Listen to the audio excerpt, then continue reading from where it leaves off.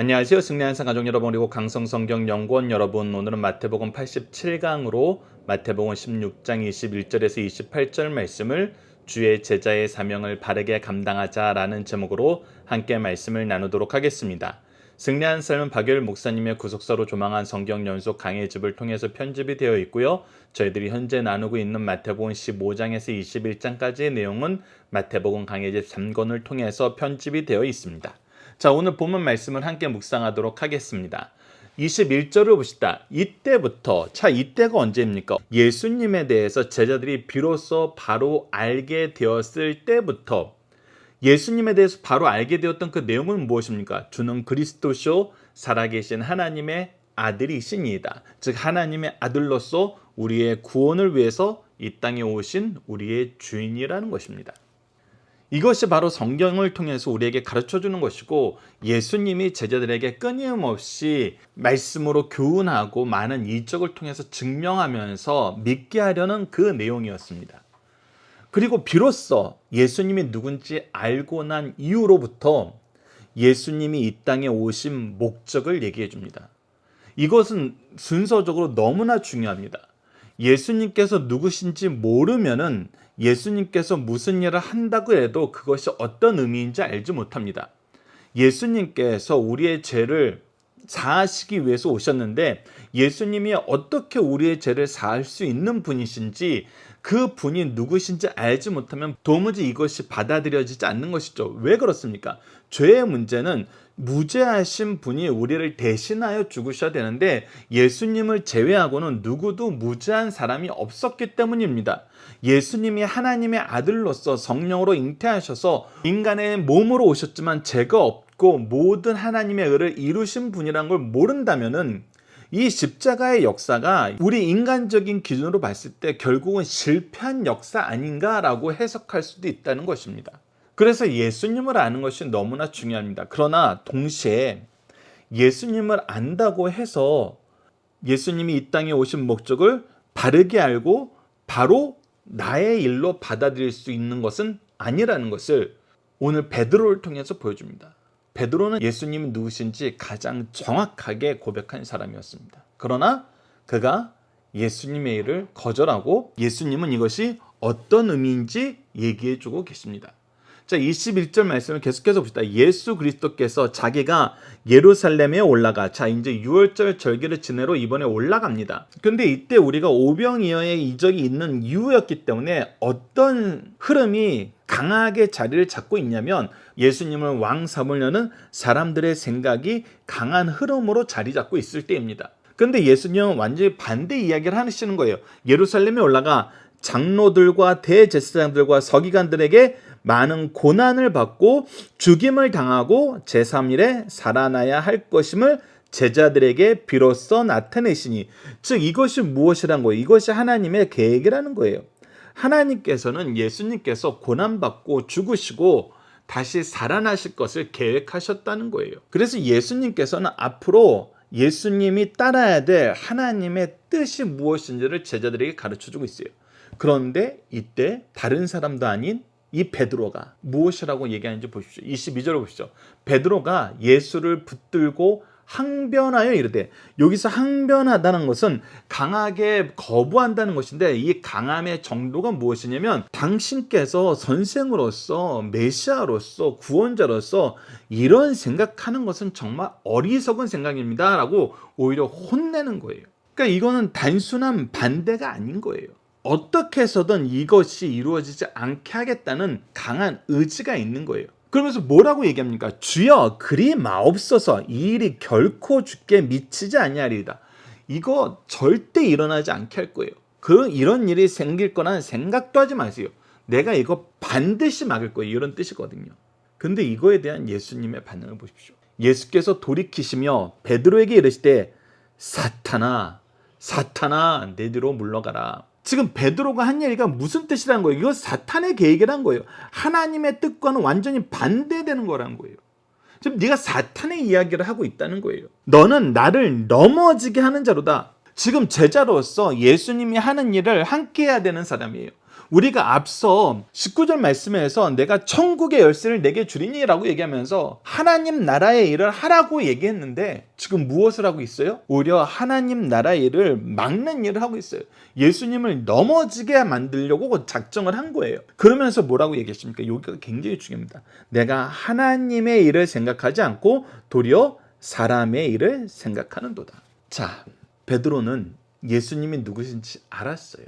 하나님이 지신 지혜를 통해서 이걸 알았어요. 그러면 하나님께서 예수님을 이 땅에 보내신 목적을 알고 그것에 순종해야 됐어요. 그런데 그는 지금 순종하지 않아요. 하나님의 일을 따르지 않아요. 내 일을 만들어서 내 뜻을 이루고 싶어 해요. 그래서 여러분들이 이 단계를 잘 넘어가야 됩니다. 우리가 신앙생활 한다 그랬을 때도 처음부터 예수님이 누구신지 상관 않고 자기의 이익을 위해서 오는 사람들이 있어요. 대제사장들과 서기관들과 장로들은 사실 예수님이 좀 누군지도 알고 싶어 하지 않아요. 내 일을 위해서 예수님을 어떻게든 죽이려고 하는 사람들이에요.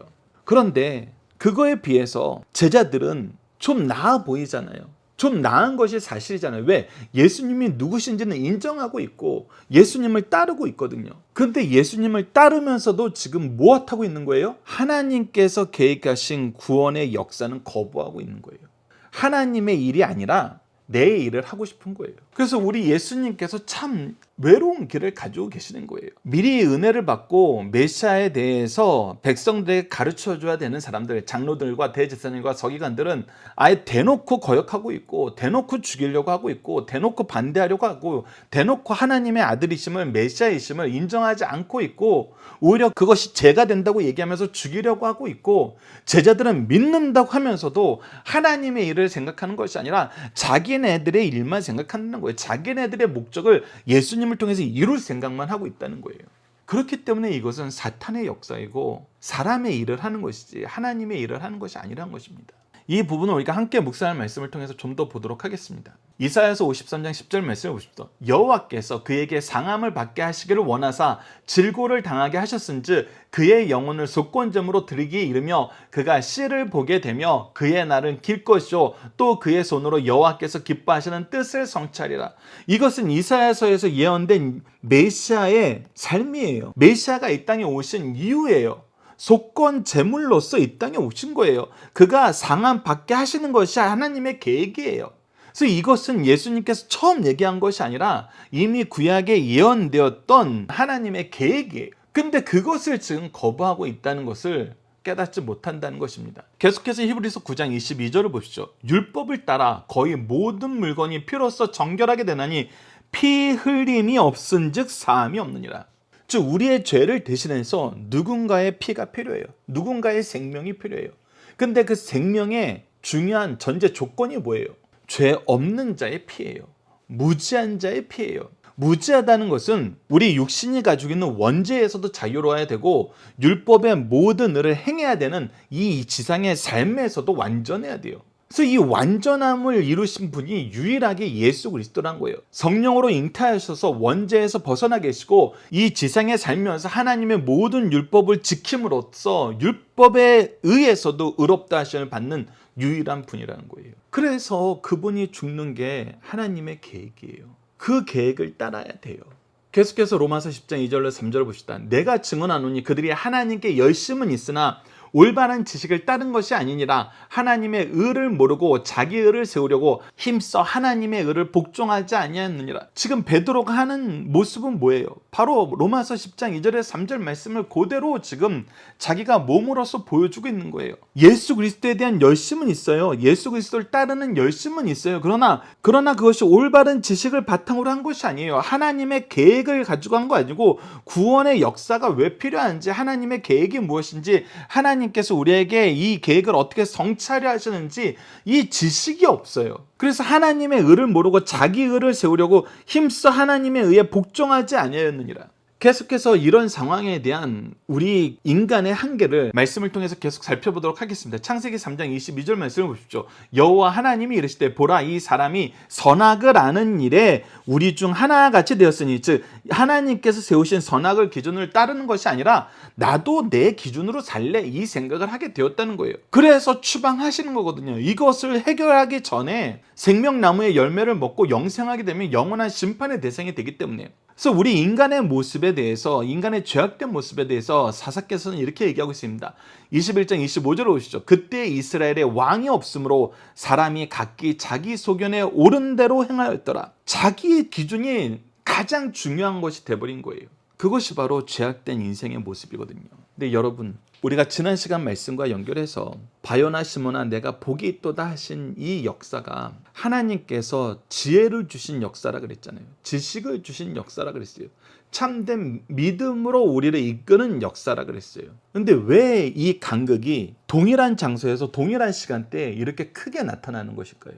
이것은 우리가 지난 시간 나눴던 그리스도인 것을 아무에게도 이르지 말라는 이 말씀과도 연결이 됩니다. 제자들도 이 구원의 역사가 완성되기 전에는 이것을 온전히 깨달을 수가 없었어요. 실제로 부활의 역사를 그들이 두 눈으로 확인할 때도 그것이 어떤 의미인지 이해하지 못했어요. 그래서 우리가 누가복음 24장 후반절 말씀을 통해서 보는 것처럼 예수님께서 부활 후에 제자들에게 나타나셔서 구약의 모든 성경을 통해서 예수 그리스도의 이 부활하심의 의미를 다시 가르쳐 주세요. 다시 이 지혜의 역사를 이끌어 주세요.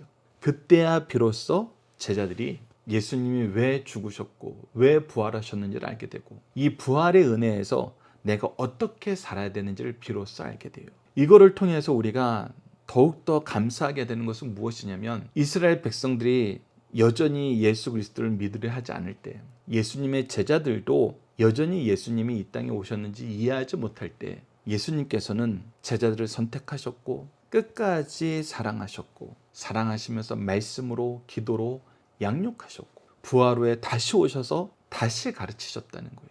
이렇게 우리를 포기하지 않고 끝까지 사랑하시는 삼위일체 하나님의 사랑, 이 은혜를 우리가 기억하고 이 은혜로 우리가 살아야 된다는 것입니다. 이 은혜를 나누면서 살아야 된다는 것입니다. 자, 이제 함께 문제를 보도록 하겠습니다. 1번 문제와 2번 문제입니다. 제자들이 예수님을 바로 고백하자 예수님은 무엇에 대해서 가르쳐 주시나요? 이제 비로소 삼위일체 하나님의 구속사를 가르쳐 줍니다. 성부께서 계획하시고 성자께서 성취하시고 성령께서 우리에게 적용시켜 주시는 것인데 그 구원의 계획이 뭐예요? 예수님을 우리의 화목제물로 속건제물로 삼으셔서 우리를 구원하시겠다는 계획이에요. 그것을 위해서 예수님은 고난받고 죽임당하고 다시 부활하시는 이 놀라운 역사를 우리에게 가르쳐 준 겁니다.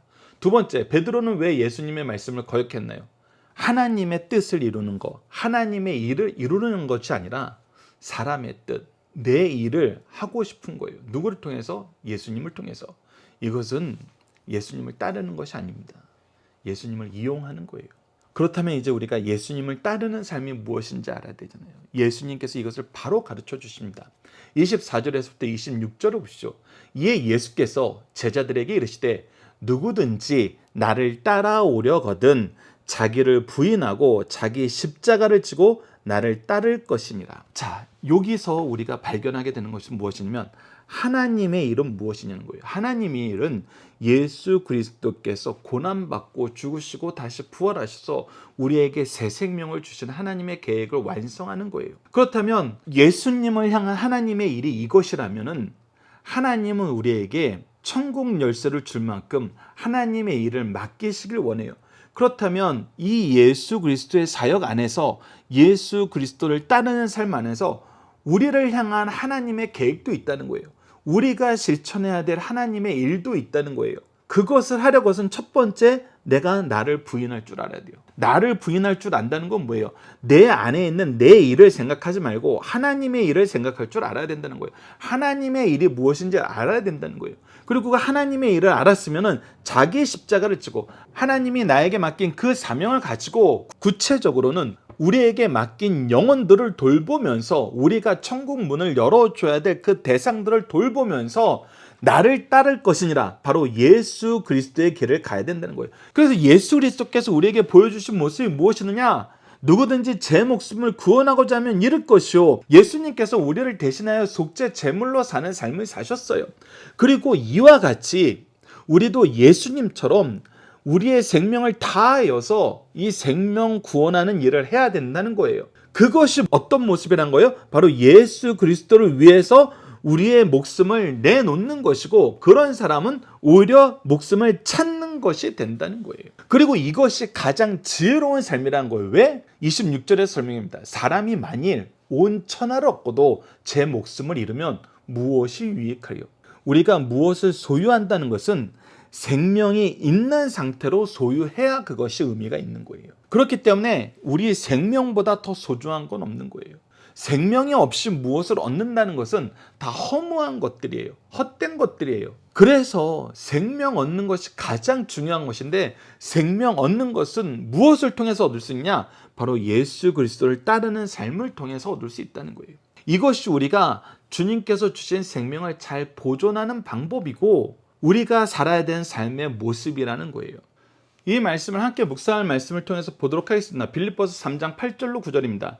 또한 모든 것을 해로 여김은 내 주 그리스도 예수를 아는 지식이 가장 고상하기 때문이라. 내가 그를 위하여 모든 것을 잃어버리고 배설물로 여김은 그리스도를 얻고 그 안에서 발견되려 함이니. 즉 내가 그리스도 안에서 사는 것, 그리스도 안에서 발견되는 것, 이것이 우리에게 가장 값진 것이고 가장 좋은 것이란 거예요. 왜? 거기에 생명이 있으니까. 거기에 하나님의 영광이 있으니까. 그곳에 우리의 참된 자유가 있고 참된 기쁨이 있고 참된 평화가 있으니까.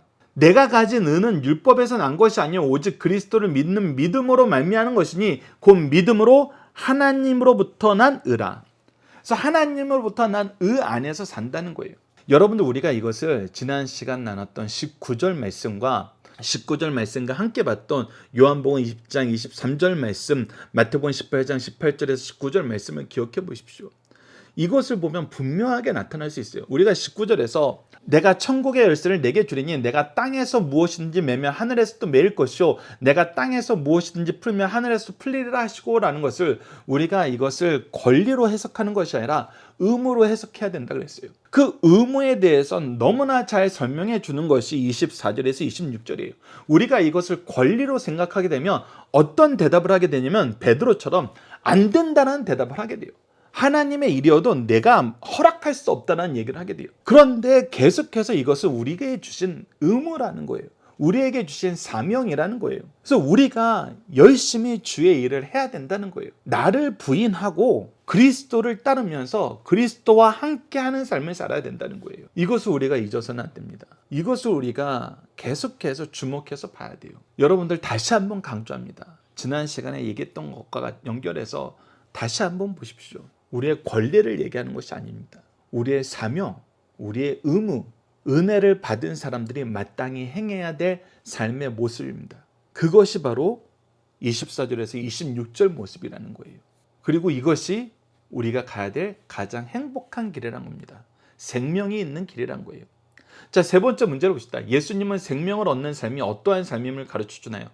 바로 사람의 일이 아니라 하나님의 일을 따르는 것. 그것이 바로 나를 부인하는 것, 그리고 나에게 맡겨진 영혼을 위해서 예수 그리스도께서 우리를 위해서 십자가를 치셨던 것처럼 나도 나에게 맡긴 영혼들을 위해서 십자가를 치고 예수 그리스도의 길을 따라가는 것, 예수 그리스도처럼 이들을 사랑하고 끝까지 돌보는 것. 그것이 바로 우리에게 생명 있는 삶이고 생명의 역사가 계속 확장되는 삶이라는 거예요. 자, 이제 마지막 단락을 보도록 하겠습니다. 27절에서 28절입니다. 인자가 아버지의 영광으로 그 천사들과 함께 오리니 그때 각 사람이 행한 대로 갚으리라. 그래서 마지막 때에는 예수님께서 이 모든 것을 선악간에 심판하신다는 것입니다. 함께 묵상할 말씀을 통해서 이 부분을 좀 더 보도록 하겠습니다. 계시록 14장 13절입니다. 또 내가 들으니 하늘에서 음성이 나서 이르되 기록하라. 지금 이후로 주 안에서 죽는 자들은 복이 있도다 하시매 성령이 이르시되 그러하다. 그들이 수고를 그치고 쉬리니 이는 그들의 행한 일이 따름이라 하시더라. 우리가 마지막 때에는 나를 부인하고 십자가를 지고 예수 그리스도를 따르는 삶 마지막에는 우리에게 하나님의 축복이 있다는 것입니다. 하나님의 상급이 있다는 것입니다. 마태복음 25장 21절에서도 이 내용을 우리에게 가르쳐주고 있습니다. 그 주인이 이르되 잘하였도다 착하고 충성된 종아 내가 적은 일에 충성하였음에 내가 많은 것을 내게 맡기니 내 주인의 즐거움에 참여할지어다. 우리에게는 주인의 즐거움에 참여함이 있어요. 허락되었다는 거예요. 이것이.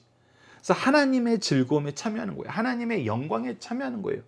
하나님의 기쁨에 참여하는 것입니다. 계속해서 디모데후서 4장 8절을 봅시다. 이제후로는 나를 위하여 의의 면류관이 예비되었으므로 주 곧 의로운 재판장이 그날에 내게 주실 것이며 내게만 아니라 주의 나타나심을 사모하는 모든 자에게도니라. 다른 이에게는, 믿지 않는 이에게는, 자기를 위해서 살았던 자들에게는 이날이 심판의 날이지만 우리에게는 의의 면류관이 수여되는 날이라는 것입니다. 로마서 8장 18절 말씀도 보십시오. 생각하건대 현재의 고난은 장차 우리에게 나타날 영광과 비교할 수 없도다. 그래서 우리가 십자가를 지고 가는 삶, 왜 우리만 이렇게 이타적인 삶을 살아야 되는가? 근데 사실 우리가 우리만 이타적으로 사는가라고 얘기할 수 없는 이유는 뭐예요? 우리보다 훨씬 더 우리에게 참 길이 되시고 생명 되시고 인도자 되신 예수 그리스도의 삶을 알기 때문이잖아요. 예수님이 나에게 했던 그 사랑의 역사를 보면은 내가 나에게 맡긴 영혼들을 위해서 하는 것은 정말 비교할 수 없을 만큼 작은 거거든요. 그런데 놀랍게도 감사하게도 하나님께서는 내가 받은 은혜를 단순히 나눠주는 삶을 했을 뿐인데 이것을 우리의 의로 여겨주시고 우리에게 의의 면류관을 주시고 놀라운 영광을 허락해 주시고 충성되었다고 칭찬해 주시면서 복과 기쁨으로 채워주신다는 거예요. 이것이 우리가 앞으로 경험하게 될 약속된 천국의 삶의 모습이라는 것입니다. 그래서 마지막 28절 봅시다. 진실로 너희에게 이르노니 여기 서 있는 사람 중에 죽기 전에 인자가 그 왕권을 가지고 오는 것을 볼 자들도 있느니라. 그래서 이 말씀을 초대교회에서는 그렇게 해석했다는 사람들이 있더라고요. 1세대 제자들이, 사도들이 죽기 전에 예수님께서 다시 오신다, 금방 다시 오신다, 이렇게 것으로 해석한 사람도 있다고 그러는데 이 부분은 우리가 성경을 통해서 이미 확인됩니다. 바로 우리가 다음 장에서 확인이 됩니다. 그 왕권을 가지고 오신다는 그 모습은 그 왕권을 가지셨을 때 그 영광된 모습을 보게 될 것이라는 거예요. 그것이 바로 변화산의 모습이고 그 내용을 설명해 주는 것이 마태복음 17장 2절과 5절입니다. 함께 묵상할 말씀을 통해서 보도록 하겠습니다. 그들 앞에서 변형되사 그 얼굴이 해같이 빛나며 옷이 빛과 같이 희어졌더라. 말할 때에 호련히 빛난 구름이 그들을 덮으며 구름 속에서 소리가 나서 이르시되 이는 내 사랑하는 아들이요 내 기뻐하는 자니 너희는 그의 말을 들으라 하시는지라.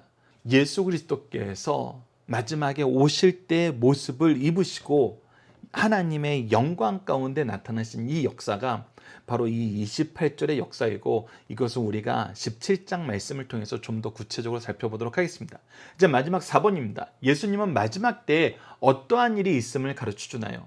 우리에게는 영광이 있다는 것입니다. 의의 면류관이 있고 주인의 기쁨에 참여함이 있고 우리에게 주신 복이 있고 우리에게 허락된 새 생명과 승리가 있다는 것입니다.